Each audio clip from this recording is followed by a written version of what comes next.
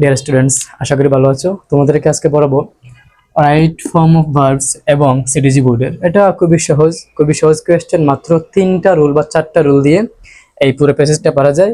Trust করো, তোমাকে এত ভালো করে বুঝিয়ে দিব। আমি চাই তুমি আমাকে ট্রাস্ট করো, যে তুমি শুধু নিজে বুঝবা না, তুমি তোমার যে কোনো ফ্রেন্ডকে, ইভেন তোমার টপার ফ্রেন্ড, তোমার ক্লাসের একদম ফার্স্ট বয়কে বোঝাতে পারবা। একদম ভেঙ্গে ভেঙ্গে বুঝিয়ে দিচ্ছি। দেখো, প্রথমত আমরা ওয়ার্ডগুলো বাংলা জেনে নেই। মেক মানে তৈরি করা, কুইকেন মানে হচ্ছে ত্বরান্বিত করা, কুইক মানে হচ্ছে তাড়াতাড়ি, কুইকেন মানে হচ্ছে একটি কাজকে ত্বরান্বিত করা, মানে যেই সময়ের মধ্যে হওয়া উচিত সেটাকে আরো বেশি কম সময়ের মধ্যে নিয়ে আসা। ব্রিং মানে হচ্ছে আনা, হ্যাভ মানে হচ্ছে আমরা জানি হ্যাভ হ্যাজ হ্যাড মানে হচ্ছে যে আমাদের কাছে আছে অর্থে, অধিকার অর্থে, থাকা অর্থে। কন্ট্রিবিউট অবদান রাখা। তোমাদেরকে আরেকটা ভালো বাংলা শেখাই, চাঁদা দেওয়া। কন্ট্রিবিউট কি? চাঁদা দেওয়া, বাট আমরা শিখে আসছি মেনলি অবদান রাখা এরকম। তারপরে ওয়াইড মানে হচ্ছে প্রশস্ত, প্রশস্ত গেইন অর্জন করা, এটা আমরা জানি।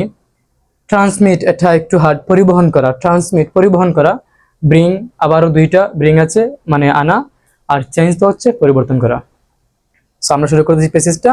দেখো, ইনফরমেশন ড্যাশ টেকনোলজি। তোমাদের বইয়ে লেখা আছে ইনফরমেশন অ্যান্ড কমিউনিকেশন টেকনোলজি, এখানে কিন্তু অ্যান্ড নাই, অর্থাৎ তথ্য প্রযুক্তি হ্যাজ।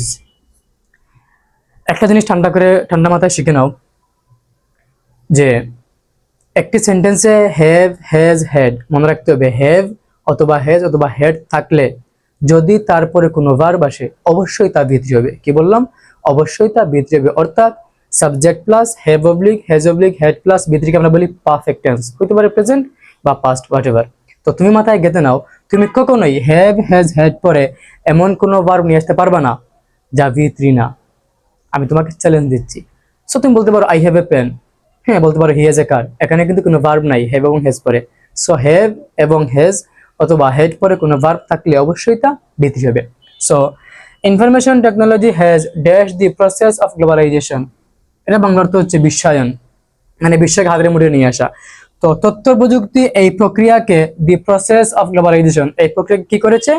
ত্বরান্বিত করেছে। আমরা বাংলাটা এরকম নিব, তাহলে আসবে এখানে কুইকেন। এই যে কুইকেন হচ্ছে মেইন ভার্ব, আমরা লিখবো কুইকেন্ড। যেহেতু আমরা বি3 জানি, হ্যাভ হ্যাজ এবং হেডের পরে অলওয়েজ বি3 বসে। এই একটা রুল দিয়ে এই প্যাসেজের সবগুলো, মোস্ট অফ দ্য কেসেস, সেখানে আমরা নিব quickened, QUICKENED,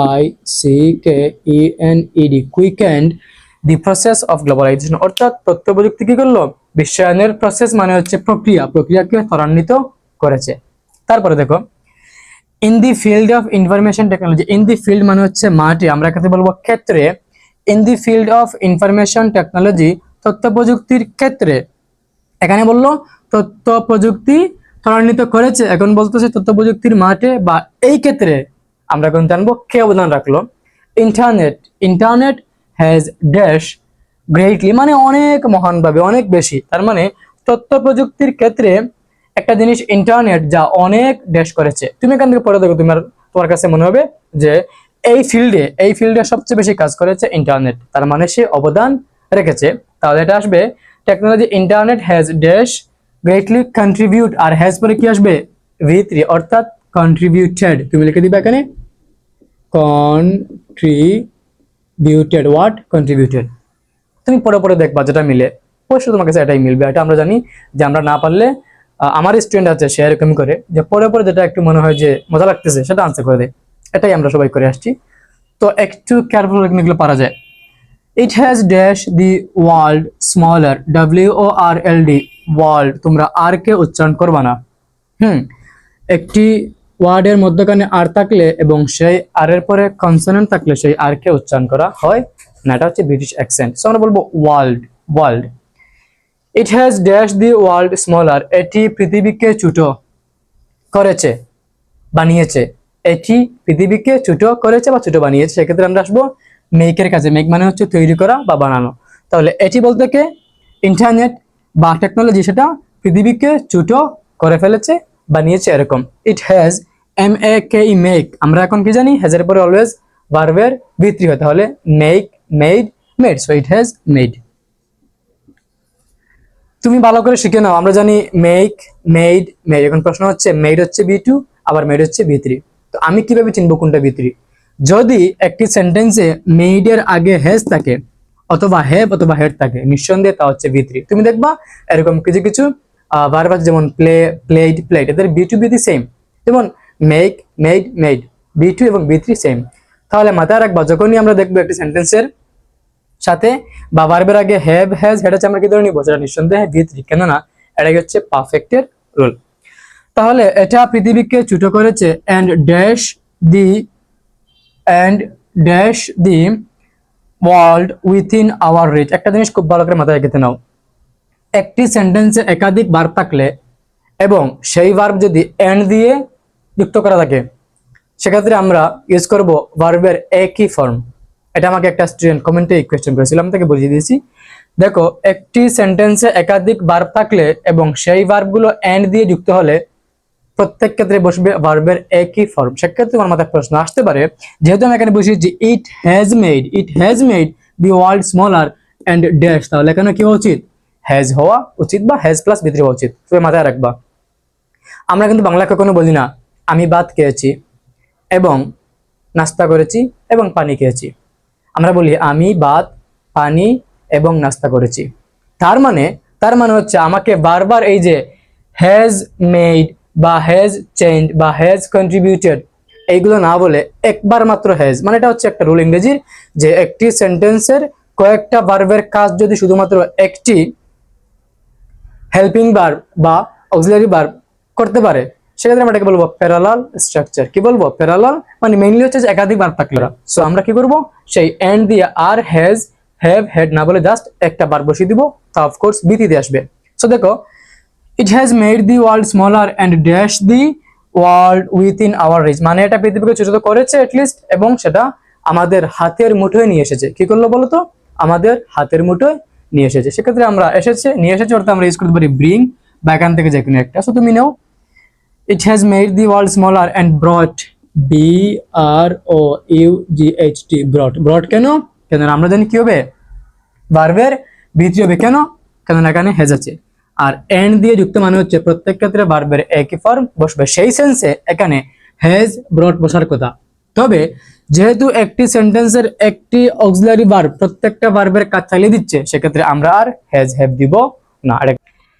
the world within our reach, it can dash. একটা রুল শিখে নাও, ভালো করে শিখে নাও, লাইফ টাইম কাজে লাগবে। যে কোনো মডাল ভার্বের পরে অলওয়েজ ভার্বের বেস ফর্ম বসে। হোয়াট বললাম? যে কোনো modal verb, can, could, shall, should, will, would, may, might, এগুলোর পর অলওয়েজ ভার্বের বেস ফর্ম বসে। It can dash information within a short time, খুবই অল্প সময়ের মধ্যে এটি তথ্যকে ড্যাশ করতে পারে, আদান প্রদান। কোনটা? ইন্টারনেট। এটা খুবই অল্প সময়ের মধ্যে কি করতে পারে? তথ্যকে আদান প্রদান করতে পারে। এজন্য আমরা চলে যাব ট্রান্সমিটের কাছে। সো লিখবো আমরা it can transmit, TRANSMIT, transmit. এটা হলো রুল নাম্বার 2। এখানে সবগুলো হচ্ছে পারফেক্টলি, আর এখানে হচ্ছে একটা মডেল প্লাস ভার্বের বেস ফর্ম। মনে রাখবো ভার্বের base form, not V1। Base মানে ওই ভার্বের আর কোনো চেঞ্জ হবে না, বাট বেস মানে V1 মানে মাঝে মাঝে S by S বসবে। Information within a short time, it dash also dash a great change in banking sector. Okay, it dash মানে আমি বলতে চাচ্ছি যে তার এতগুলো গুণাগুণ থাকার পর কি আছে? আরো কিছু গুণাগুণ আছে, বা সে আরো কিছু চেঞ্জ করেছে। কি করেছে সে? আরো কিছু চেঞ্জ করেছে। সে কি করলো দেখো, আমাদের কি কি শেষ মাথায় রাখবো? মেক শেষ, কুইকেন শেষ, ট্রান্সমিট শেষ, এখান থেকে একটা ব্রিং শেষ, কন্ট্রিবিউট শেষ। আমাদের কাছে আছে চেঞ্জ, হ্যাভ, গেইন, ওয়াইড, আরেকটা ব্রিং আছে। তো ইট ড্যাশ অলসো, যেহেতু প্যাসেজটা পুরোটাই হ্যাজ নিয়ে, সব জায়গায় কিন্তু হ্যাজ আছে, খেয়াল করো, হ্যাজ। তাহলে আমরা কি চাচ্ছি? আমরা চাচ্ছি এখানে আরেকটা হ্যাজ নিয়ে আসতে। বাট কিভাবে নিয়ে আসবো? একটা রুল হচ্ছে, একটি সেন্টেন্সের subject third person singular number হলে ভার্বের সাথে অলওয়েজ ওয়াট S by S বসে। কি বললাম বলো?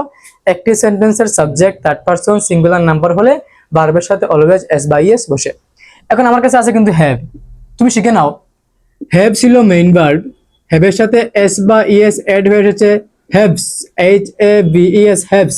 আমরা একটু স্মার্টলি হ্যাভসকে বলি হ্যাজ। কি বলি আমরা? হ্যাভসকে বলি হ্যাজ। অর্থাৎ হ্যাভের S বা ES ফর্ম হচ্ছে হ্যাজ। তার মানে সাবজেক্ট হচ্ছে ইট, যাহা থার্ড পারসন সিঙ্গুলার নাম্বার, তার সাথে বসবে অলওয়েজ ভার্বের S বা ES ফর্ম। সেক্ষেত্রে আমরা হ্যাভ না বসে দিব has. It has also dash a great change. বাচ্চা ভালো করে ফোকাস করো।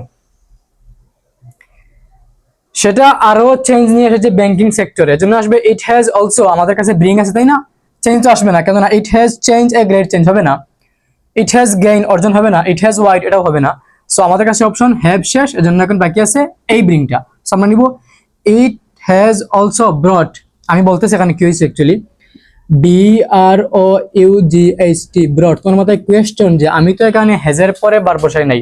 দেখো একটা হচ্ছে auxiliary verb has plus B3, আর একটা হচ্ছে has plus adverb plus B3। Grammar এরকম হয়, মাঝে মাঝে helping verb plus adverb plus B3 বসে, এটাকে বলা হয় অ্যাডভার্বের পজিশন। হোয়াট? অ্যাডভার্বের পজিশন। এখন অলসো এখন কিভাবে অ্যাডভার্ব, দেখো এটা আরো করেছে বা আরো নিয়ে এসেছে, এই জায়গায় ব্রডকে এবং হ্যাজকে এই অলসো কি করলো, একটু জোর দিল, মানে ভার্বের উপরে একটু কি প্রদান করলো, জোর প্রদান করলো। সেক্ষেত্রে এটা হচ্ছে অ্যাডভার্ব। কি হবে আমরা জানি, ভার্বকে মডিফাই করলে, ভার্ব সম্পর্কে কোনো ইনফরমেশন দিলে তা হচ্ছে অ্যাডভার্ব। এই জায়গায় অলসো কি করলো, এই হ্যাজ এবং ব্রড ভার্বের উপর একটু জোর দিল, যে এত এত কাজ করার পর এটা কি করেছে, ব্যাংকিং সেক্টরে আরো পরিবর্তন নিয়ে এসে আমরা বলবো it has also brought a great change in banking sector. Banking খাতেও এটা অনেক পরিবর্তন নিয়ে এসেছে। কে? Internet. It has dash our knowledge, আমাদের জ্ঞান, আমাদের মেধা। এই জায়গায় একটা ওয়ার্ড আছে ওয়াইড, দেখো প্রশস্ত করা, এটা আমাদের মেধাকে, আমাদের জ্ঞানকে প্রশস্ত করেছে। ওয়ার্ড করেছে প্রশস্ত, সেক্ষেত্রে আমরা দিব ইট হ্যাজ ওয়াইডেন্ড। এটা শিখতে হবে, ওয়াইড হচ্ছে প্রশস্ত, ওয়াইডেন্ড প্রশস্ত করেছে। It has widened, WIDENED, widened our knowledge and dash. ওই যে বললাম না, এন্ড থাকলে আবার হ্যাজ হ্যাভ হ্যাড দেওয়ার প্রয়োজন নেই, এটা কি বলা হয়, এলিপসিস। যাই বলুক, আমাদের এটা নিয়ে কোনো প্যারা নাই। আওয়ার নলেজ এন্ড ড্যাশ, এখানে হবে যে আমি লাইনটা লিখি, কোয়েশ্চেন মাথায় আছে, ফুল কোয়েশ্চেন, তোমরা এমন এত ভালো করে পড়বো যে কোয়েশ্চেন মাথায় চলে আসে। সো ড্যাশ প্যাটার্ন দিয়ে বা দেখে নিয়ে একটু চেক করে, আমি এটা আগে ফোকাস করি। ড্যাশ, দেখো আমাদের কাছে বাকি আছে গেইন আর চেঞ্জ, তাহলে এটা আমাদের মেধাকে প্রশস্ত করেছে, এবং এই লাইনটা লিখলে তুমি হতে পারবা, প্যাটার্ন অফ লাইফ একটি মিলিয়ে নিও, এটা আমাদের জীবন ধারাকে বা জীবনের যে আমাদের যে পদ্ধতি নরমাল সেটাকে কি করেছে, আরো চেঞ্জ করেছে। আগে আমরা সকালে ঘুম থেকে উঠতাম, তারপরে কাজ করতাম, স্কুলে আসতাম, এখন ঘুম থেকে উঠি না, লেট করে উঠলে হচ্ছে আগে মোবাইল হাতে নেই, এটা চেঞ্জ করে ফেলেছে। সবাই দিব it has and change, CHANGED change, এটা হবে যে চেঞ্জ, তাহলে আমাদের চেঞ্জ শেষ। So it has change the pattern of life.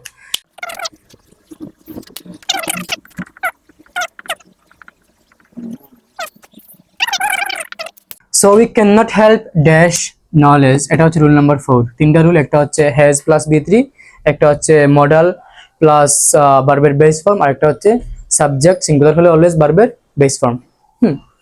I mean subject singular হলে ভার্বের সাথে S/S ফর্ম করে, সরি S/S ফর্ম। আমরা পরে আসছি ক্যান নট হেল্প এর সাথে অলওয়েজ, আমি বলবো কেন হয়, আমি অবশ্যই বলবো কেন হয়। আমরা পরে আসছি দুইটা রুল, একটা হচ্ছে ওই যে চেঞ্জিং সেন্টেন্সে এরকম হয় না যে ইউ মাস্ট গো, বা একটি সেন্টেন্সে মাস্ট থাকলে তাকে চেঞ্জ করতে আমরা ইউজ করি ক্যান নট হেল্প বা ক্যান নট বাট। আমি আগে লিখে দিই এটা, can not help gaining, GAIN gaining knowledge about it. প্রশ্ন হচ্ছে, কোয়েশ্চেন ইজ আমি কেন গেইনের সাথে আইএনজি ইউজ করলাম, বা মেইন কোয়েশ্চেন হচ্ছে ক্যান নট হেল্পের সাথে, ক্যান নট হেল্প হলে কেনই বা ভার্বের সাথে আইএনজি বসে। ওকে, দেখো হেল্প এই জায়গায় একটা ওয়ার্ড যার বাংলাটা কিন্তু সাহায্য করা না, সাহায্য করা হইলে আসতো I can not help him, noun বা প্রনাউন এরকম কিছু একটা আসতো। এখানে হেল্প হচ্ছে একটা ওয়ার্ড যার বাংলা অর্থ হচ্ছে অ্যাভয়েড করা। ওয়ার্ড বলো তো, অ্যাভয়েড করা। মনে করো তোমার সামনে অনেক এরকম সিচুয়েশন যে তোমার সামনে অনেকজন মুরব্বী বসে আছেন, সিনিয়র ভাইরা বসে আছেন, তুমি কি করলা, হঠাৎ তুমি হেসে দিলা। হলো কি, তুমি এমন কিছু শুনেছো কারো মুখ থেকে, তুমি হাসি কন্ট্রোল করতে পারো নাই, মানে তুমি অ্যাভয়েড করতে পারো নাই। তো এই জায়গায় আমরা বলবো হেল্পের বাংলা অর্থ হচ্ছে অ্যাভয়েড করা। মানে এরকম যে তুমি কাউকে বলতেছো যে ভাই বিষয়টা হচ্ছে এরকম যে আমি হাসি থেকে নিজেকে অ্যাভয়েড করতে পারি নাই, আমি হাসি কন্ট্রোল করতে পারি নাই। ওকে, কিছু ওয়ার্ড আছে ইংলিশ গ্রামারে ফিক্সড, যেগুলোর কোনো রিজন নাই, এরকম অ্যাভয়েড, এনজয়, সাজেস্ট, ফিনিশ, এরকম যাদের পরে কোনো ভার্ব আসলে অবশ্যই ভার্বের সাথে আইএনজি হবে। যেমন মনে করো এরকম আমি বলতে পারি আই অ্যাভয়েড, গো হচ্ছে verb, I avoid going with him, আমি তার সাথে কোথায় যাওয়া অ্যাভয়েড করি। এখন এই জায়গায় যেহেতু হেল্পের বাংলা অর্থ হচ্ছে অ্যাভয়েড, মানে আমি অ্যাভয়েড করতে পারি নাই, এড়াতে পারি নাই, কি করা, আমি হাসি এড়াতে পারি নাই। সেক্ষেত্রে ভার্ব হচ্ছে কিন্তু, ধরে নাও এখানে ভার্ব হচ্ছে গেইন। আমি ওই যে এক্সাম্পলে আমি বলতেছি যে আমি হাসি এড়াতে পারি নাই, মানে আমি কি করতে পারি নাই, আমি হেসে দিয়েছি। সেক্ষেত্রে আমি বলবো যে আই ক্যান নট অ্যাভয়েড, লাফটা হচ্ছে ভার্ব, সেক্ষেত্রে আমি নিব লাফিং। কি নিব আমি, লাফিং। এখন দেখো ভার্বটা হচ্ছে এখানে গেইন, মানে আমরা উই ক্যান নট হেল্প, আমরা পারবো না অ্যাভয়েড করতে, গেইন অর্জন করা, গেইনিং নলেজ, আমরা অ্যাভয়েড করতে পারবো না, যেহেতু হেল্পের বদলে আমি এখানে বসাবো অ্যাভয়েড, তারপরে ভার্ব হচ্ছে গেইন, তার মানে কি হবে, অ্যাভয়েড সাথে আইএনজি বসবে, অর্থাৎ উই ক্যান নট হেল্প মনে মনে পড়বা avoid gaining knowledge about it, মানে ইন্টারনেট নিয়ে আমরা জ্ঞান অর্জন না করলে সেটা মোটামুটি ভাবে হার্ড হয়ে যাবে আমাদের জন্য। আমি আরো সহজ করি, মেইন লাইনটা হচ্ছে এরকম যে I can not avoid myself from doing something. ভালো করে লিখে নাও কথায়, আই ক্যান নট অ্যাভয়েড, আমি অ্যাভয়েড করতে পারি না, মাইসেলফ আমার নিজেকে, ফ্রম থেকে, ডুইং সামথিং মানে আমি এই কাজটা, আমি কাউকে বলতে চাচ্ছি যে আমি এই কাজটা থেকে কখনোই নিজেকে এড়াতে পারি না। কাজটা হতে পারে খেলাধুলা, মোবাইল টিপা বা মুভি দেখা, হোয়াট এভার। এখন ফোকাস করো এই যে can not avoid myself from doing something. From হচ্ছে প্রেপোজিশন, তারপরে কি হয় তুমি জানো যে প্রেপোজিশনের পর রুল নাম্বার 5 লিখে নাও, প্রেপোজিশনের পর অলওয়েজ কিছু কিছু ক্ষেত্রে বাদ, most of the cases V1 plus ING বসে। তাহলে from doing, do plus ING, from playing, from watching movie, from playing football, হ্যাঁ, ফ্রম সামথিং। সো আমি যদি মাইসেলফ কে বাদ দিয়ে দেই, I can not avoid myself from, আমি যদি কি করি মাইসেলফ কে এবং ফ্রম কে বাদ দিয়ে দিই, সেক্ষেত্রে আসতেছে I can not avoid playing, I can not avoid watching. So মাথায় রাখতে হবে হেল্পের বদলে অ্যাভয়েড বসালে ইংরেজি গ্রামারের কিছু ফিক্সড রুলস অনুযায়ী অ্যাভয়েড এই সকল ভার্বের পরে কোনো ভার্ব বসলে আইএনজি বসে। সেক্ষেত্রে এই জায়গায় হেল্প মানে সাহায্য করা না, হেল্প মানে হচ্ছে অ্যাভয়েড করা। আর মেইন যে সেন্টেন্সটা I can not avoid myself from doing something, সেখানে তুমি যদি অ্যাভয়েড ফ্রম আর মাইসেলফটা বাদ দাও, তুমি কি আসতেছে দেখো, আসতেছে V1 প্লাস আইএনজি। সেই ক্ষেত্রে আমরা ইউজ করব so we can not avoid বা উই ক্যান নট হেল্প, যে যাই বলো, গেইনিং নলেজ অ্যাবাউট ইট, আমরা ইন্টারনেট সম্পর্কে জ্ঞান না নিয়ে থাকতে পারি না, বা ইন্টারনেটের জ্ঞান নেওয়া এড়িয়ে আমরা থাকতে পারি না। এই হচ্ছে আলোচনা বাচ্চারা, ভালো করে বুঝে নিও। Thank you.